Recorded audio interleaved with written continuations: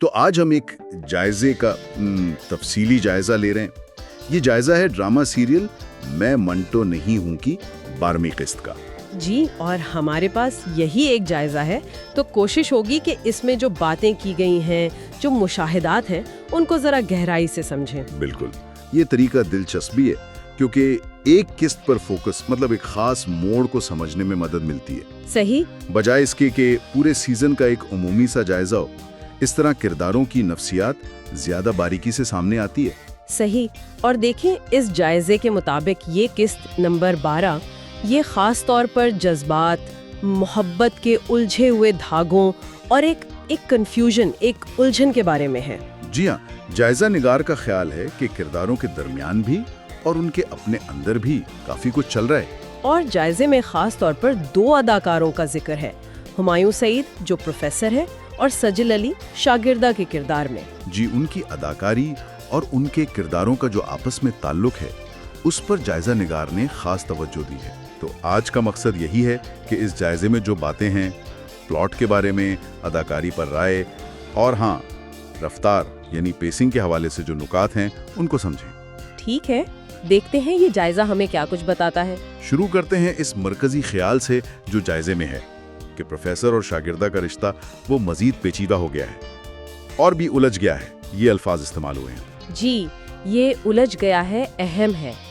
جائزہ کہتا ہے کہ سجل علی کا کردار ایک اندرونی کشمکش میں ہے جسے دل کی کشمکش کہا گیا ہے۔ اور دوسری طرف پروفیسر صاحب ہیں ہمایوں سعید کا کردار جو بظاہر اپنے جذبات کو چھپانے کی پوری کوشش کر رہا ہے۔ بالکل، جذبات کو چھپانے کی پوری کوشش، یہ 2 مختلف سمتیں ہیں جو قسط کا مرکز لگتی ہیں۔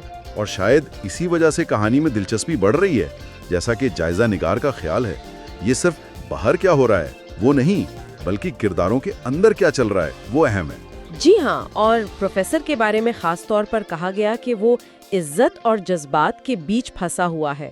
یہ بہت اہم مشاہدہ ہے۔ صرف یہ نہیں کہ وہ پھنسا ہوا ہے، بلکہ یہ شاید کسی بڑی بات کی طرف اشارہ ہے، جیسے سماجی دباؤ یا ہو سکتا ہے جائزہ نگار اسی طرف اشارہ کر رہی ہیں کہ یہ کشمکش شاید معاشرتی توقعات اور ذاتی خواہشات کا ٹکراؤ دکھا رہی ہیں، یا وہ باتیں جو لوگ کہہ نہیں پاتے۔ اچھا، تو یہ کردار کی ذاتی الجھن سے بڑھ کر ہے، اور اس ساری اندرونی کیفیت کو ناظرین تک پہنچانا وہ تو اداکاروں کا کام ہے۔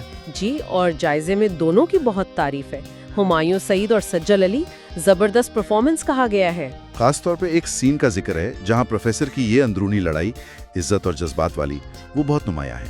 جی، جائزہ نگار نے اسے صرف اچھا نہیں کہا بلکہ کمال کا تھا لکھا ہے۔ اس سے لگتا ہے کہ وہ سین بہت اثر انگیز تھا۔ اور ساتھ ہی یہ بھی کہ سجل علی کی اداکاری نے اس سین کو اور جاندار بنا دیا، پورے سین کو جاندار بنا دیا۔ بالکل، اس کا مطلب ہے کہ دونوں اداکاروں کے درمیان وہ کیمسٹری ہے جو نظر آتی ہے، اور ان کی اپنی اپنی اداکاری بھی کرداروں کی گہرائی دکھا رہی ہے۔ لگتا ہے یہ صرف ڈائیلاگ نہیں، چہرے کے تاثرات، خاموشی، وہ بھی کہانی کہہ رہے ہیں۔ جی ہاں، جب جائزہ ایسی تفصیل میں جاتا ہے نا کہ ایک سین کا اثر یا کیمسٹری، تو پتہ چلتا ہے کہ اداکاری واقعی مضبوط سمجھی جا رہی ہے۔ یہ صرف مکالمے بولنا نہیں، وہ پیچیدہ جذبات دکھانا، پروفیسر کی وہ خود ساختہ دیواریں، شاگردہ کی الجھن۔ بالکل، ان جذبات کو حقیقی انداز میں پیش کرنا یہ واقعی پختہ اداکاری ہے۔ کم از کم اس جائزے کے مطابق تو یہی لگتا ہے۔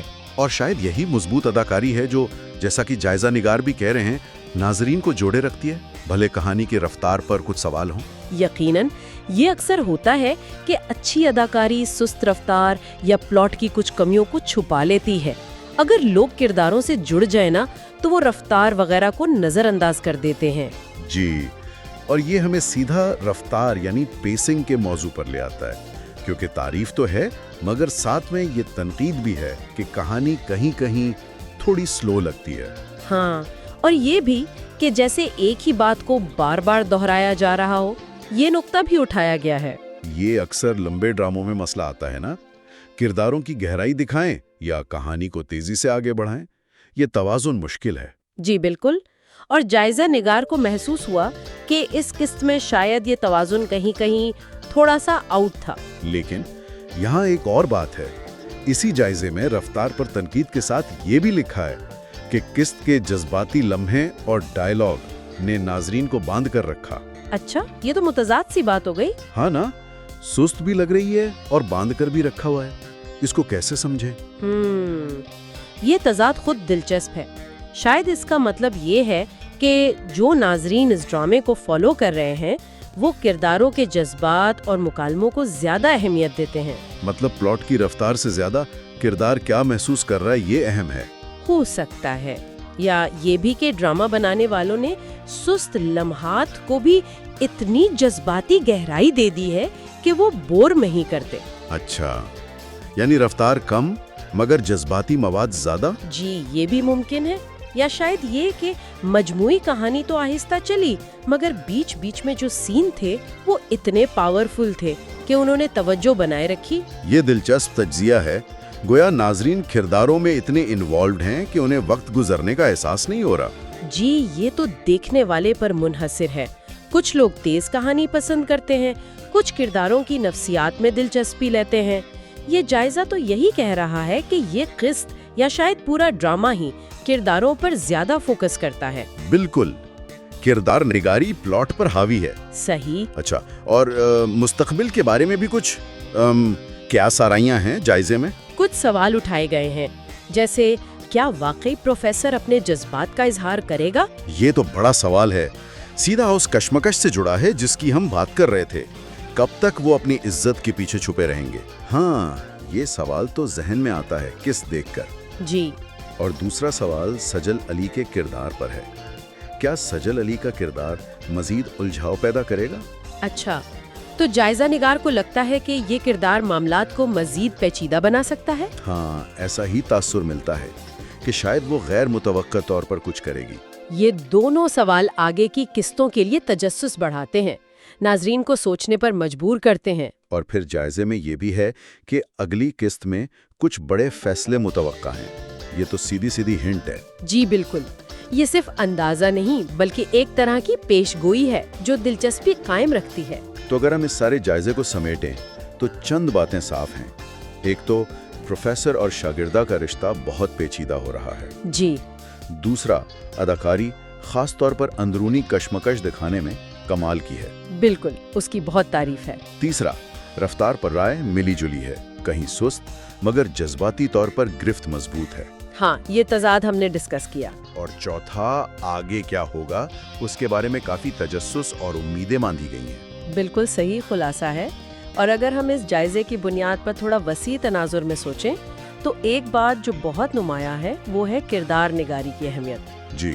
ऐसा लगता है कि ये ड्रामा कम से कम इस जायजे के मुताबिक किरदारों की अंदरूनी दुनिया को ही कहानी का मरकज बनाए हुए है, खास तौर पर प्रोफेसर का किरदार। हाँ, उसकी अंदरूनी कश्मकश ही कहानी को आगे बढ़ा रही है, भले बैरूनी रफ्तार कम हो। बिल्कुल, तो ड्रामे की असल कशिश किरदारों के अंदरूनी तजादात में है। ये अहम नुक्ता है। मतलब ये एक कैरेक्टर ड्रिवन ड्रामा है, वाकयात पर मबनी नहीं, जायजा निगार की नज़र में। जी हाँ, और यहीं से वो सवाल भी पैदा होता है कि ड्रामों में किरदार की गहराई और प्लॉट की रफ्तार में तवाजुन कैसे बनता है? क्या एक चीज पर जोर देने से दूसरी कमजोर होती है? ये तो कहानी सुनाने का बुनियादी सवाल है। बिल्कुल, ये जायजा अपनी तनकीद और तारीफ के जरिए हमें उन सवालात पर सोचने पर मजबूर करता है। ये सिर्फ किस्त का जायजा नहीं बल्कि ड्रामा कैसे देखा और परखा जाए उस पर भी एक तरह का तबसरा है। वाकई कि देखने वाले क्या चाहते हैं, तेज कहानी या गहरे किरदार? ये जायजा तो किरदारों के पल्ले में वजन डाल रहे हैं। और आखिर में एक बात जो मुझे खास तौर पर सोचने पर मजबूर कर रही है, जो इस जायजे से निकली है, वो है प्रोफेसर की इज्जत और जज्बात वाली कश्मकश। जी, इस पर बहुत जोर दिया गया है। तो सवाल ये है कि ये खास कश्मकश ये किस तरफ इशारा कर रही है? क्या ये सिर्फ इस एक किरदार का मसला है या ये माशरे में मौजूद किसी बड़े दबाव की इकासी है? जैसे मर्दानगी के तसव्वुरात या समाजी रुतबे की फिक्र? हाँ, या शायद जज्बात को जाहिर न करने का दबाव। ये सवाल जायजे के अल्फाज से निकलता है, खास तौर पर इज्जत और जज्बात पर जोर देने से। तो क्या किरदारों की जाती लड़ाई किसी बड़े समाजी पैगाम का हिस्सा है? जायजा उसका जवाब तो नहीं देता, लेकिन ये सवाल हमारे जहन में छोड़ जाता है, और ये खुद इस जायजे की एक दिलचस्प बात है।